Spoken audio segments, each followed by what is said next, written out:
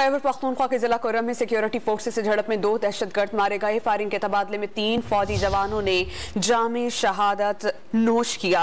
शहदा में सूबेदार शुजा मोहम्मद, नाइक मोहम्मद रमजान, सिपाही अब्दुर्रहमान शामिल हैं। सिक्योरिटी फोर्सेस ने बहादुरी से दहशतगर्दों का मुकाबला किया। इसी पर हम बात करेंगे डॉन न्यूज़ के नुमाइंदे नवीद सिद्दीकी से। नवीद, बताइएगा।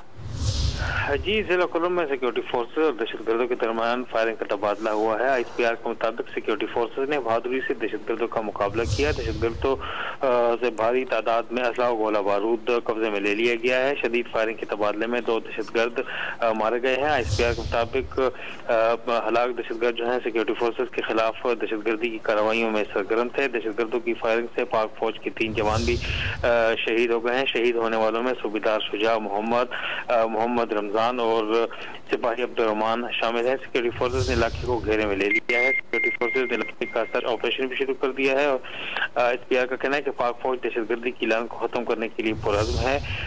हमारे बहादुर जवानों की कुर्बानियां हमारे अज़्म को मजीद मजबूत करती हैं और उनका खून जो है वो रायगा नहीं जाएगा और दहशतगर्दी के खात्मे तक सिक्योरिटी फोर्सेज जो हैं वो इनके खिलाफ जंग जारी रखेंगी। जी, बहुत शुक्रिया नवीद, आपने अपडेट किया। खैबर पख्तूनख्वा के जिला कोरम में सिक्योरिटी फोर्सेस से झड़प में 2 दहशतगर्द मारे गए। फायरिंग के तबादले में 3 फौजी जवानों ने जामे शहादत नोश किया। शहदा में सूबेदार शुजा मोहम्मद, नाइक मोहम्मद रमजान, सिपाही अब्दुर्रहमान शामिल हैं।